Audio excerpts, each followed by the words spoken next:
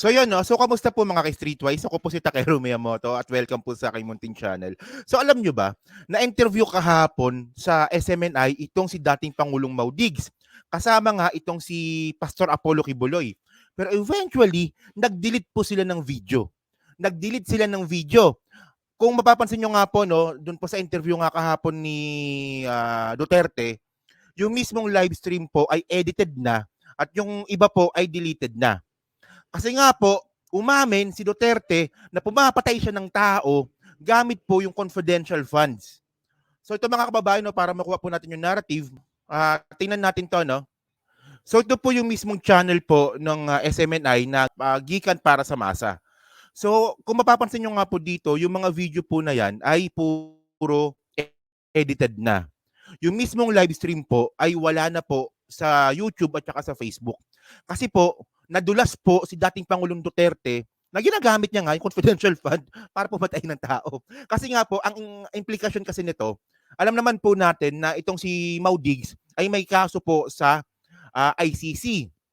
So syempre, yung admittance ni Duterte na pumapatay talaga siya ng tao without due process ay pwede po itong gamiting ebidensya laban sa kanya. So ang ginawa po ng SMNI to the rescue. Binura yung video. Oh, walang burahan, sinabi ni Duterte yan, buburahin ninyo. So mga kababayan, para makuha po natin yung konteksto nito, nagsimula po kasi yung lahat dito po. Kasi alam naman po natin na itong pong si Sara Duterte ay talagang kinakanyon po about sa confidential funds.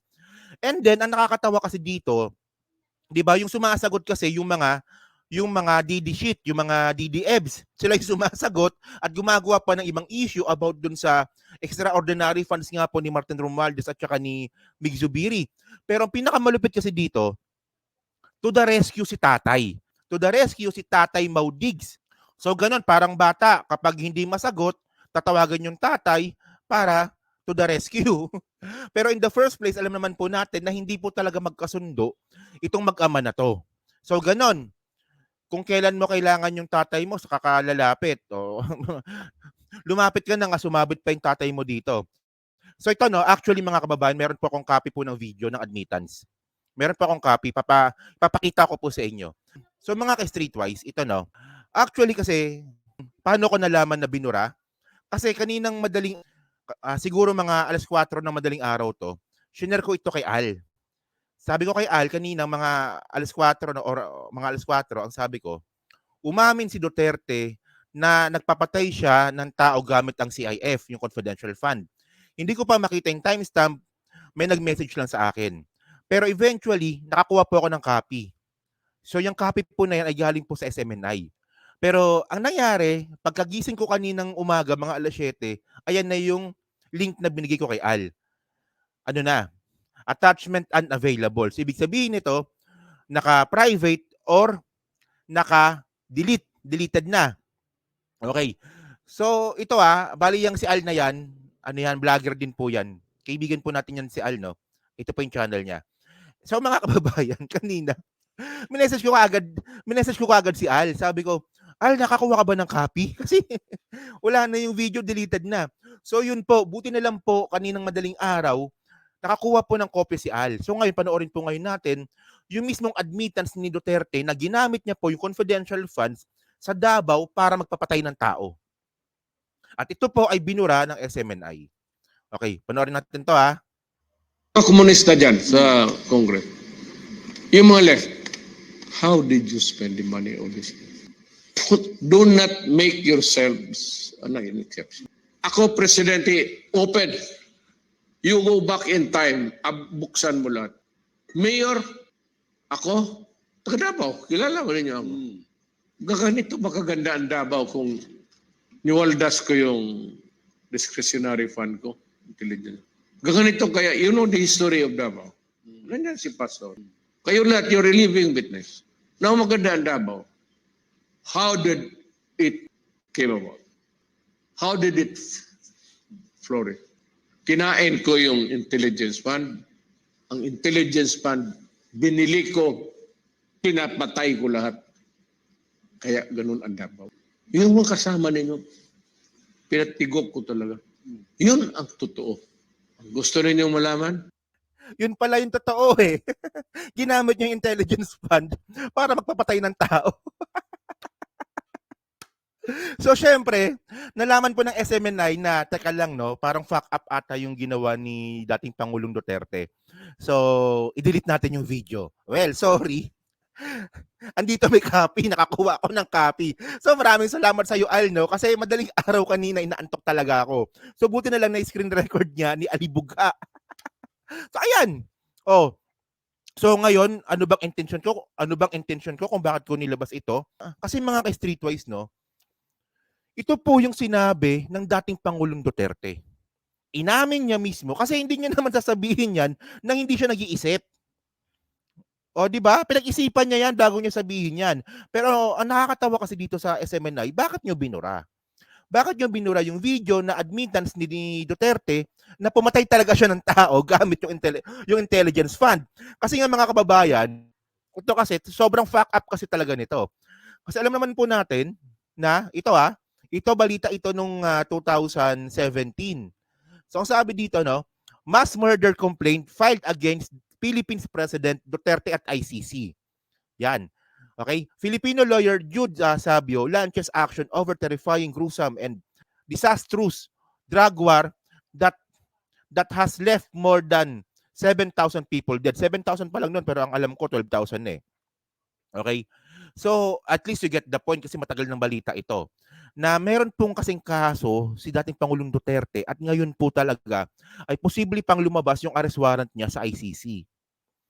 Siguro alam niyo naman po yung istorya ng ICC ngayon na pinigilan pa talaga dati ng kampo ni dating Pangulong Duterte na ipagpatuloy po yung kaso sa ICC pero eventually itong taon lang magpo-proceed po yung kaso ni dating Pangulong Duterte. Siyempre, by ICC rules, once na nag-proceed po yung kaso, ang kasunod na po niyan ay arrest warrant. Parang nangyari kay Putin.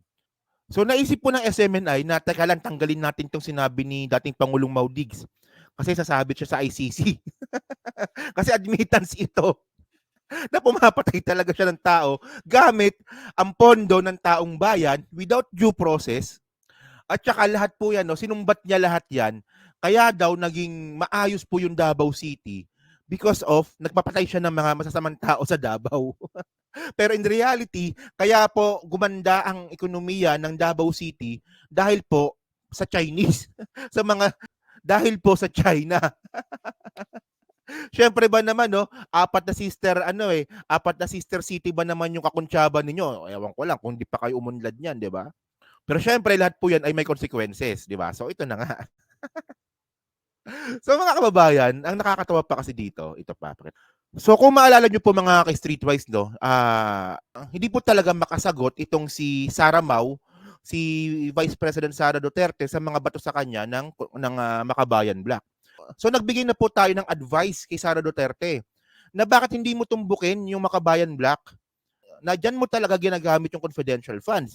So mukhang mahina po talaga, mukhang bobo po yung mga political advisor po ni Sara Duterte kasi hindi siya binibigyan ng magandang advice para sagutin po yung mga binabato sa kanya. So mga kababayan, ito po yung sinabi po ni dating Pangulong Duterte. Kasi nga, yung tatay to the rescue na.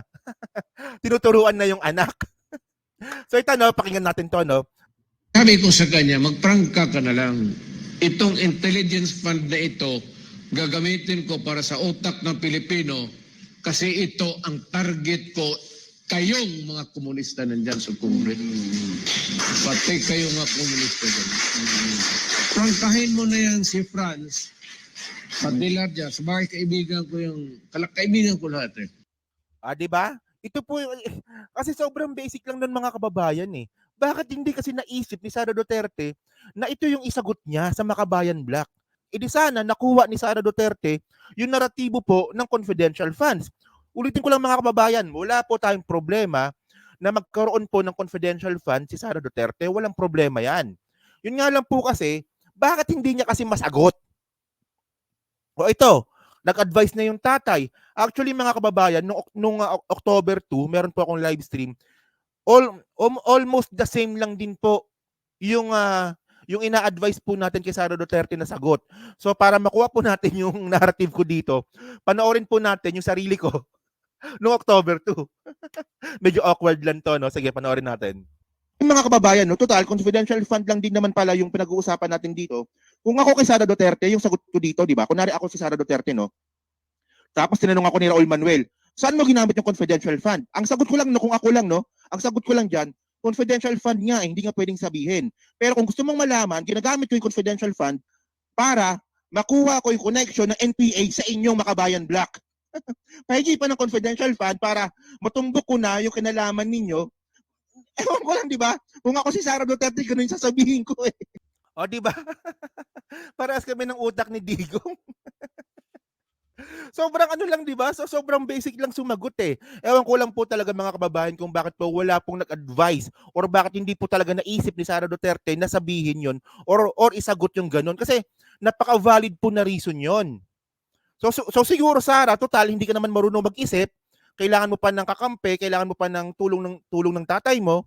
So ang gawin mo na lang, kunin mong political advisor yung tatay mo at pagsisipain mo yung mga taong bobo na nakapalibot sa iyo. Wala yan, hindi masagot. Pagkatapos, ang gusto pa ng mga DDS, next president Sara Duterte, sobrang simpleng pressure lang sa awayan ng politika, hindi marunong sumagot, napaka-politically immature, pagkatapos pro-China pa. Okay. So mga kababayan, no? So dahil nga po sa sumagot nga po itong si dating Pangulong Mau Diggs para po kay Sara Mau, so ngayon tuwan-tuwa po yung mga DDMs. So isa pong example po dito, itong si Crisette. Alam naman po natin na itong si Crisette is talagang DDMs talaga to. So ito wala namang kwenta yan, pero ang sinabi ni Crisette sa bandang baba, Duterte supporters assemble. Ano yan, parang Voltes 5. Sige. Alam nyo mga kababayan, no, ang lumalabas kasi ngayon dito, biktima si Sara Duterte. Pero in the first place mga kababayan, sino ba talaga yung ka-unity natin? Sino ba talaga yung pinaka naging kakampi po ni PBBM nung eleksyon? Di ba mga DDS? Yung mga DDS po yung makakakampi natin nun eh. Pero sino ba yung unang bumato ng putik laban kay PBBM? Mga DDS din. Sila nagsimula po kung bakit po nagkaroon po ng conflict yung mga supporters. So ngayon, dahil po sa bumabalik po yung katangahan ni Sara Duterte, ngayon, pa-victim na sila ngayon. Sila yung una nating kakampi, pero sila po yung unang bumato ng mga masasamang salita sa administrasyon. So, ewan ko lang, no, ngayon, ko ba? At least you get the point. So yun lang po mga kababayan. So kayo po, ano po masabi nyo nga po dito sa admittance ni dating Pangulong Mau Diggs na ginamit niya po yung confidential funds at dinilit po itong video na to ay dinilit po ng SMNI. Okay? Ginamit niya po ang confidential funds para po pumatay ng tao. Sinabi niya yan eh. Sinabi niya yan, di ba? So paki-comment lang po sa baba at binabasa ko pong lahat yan. So hanggang sa muli po, maraming salamat po sa inyo lahat. Ako po si Takay Romeo Moto.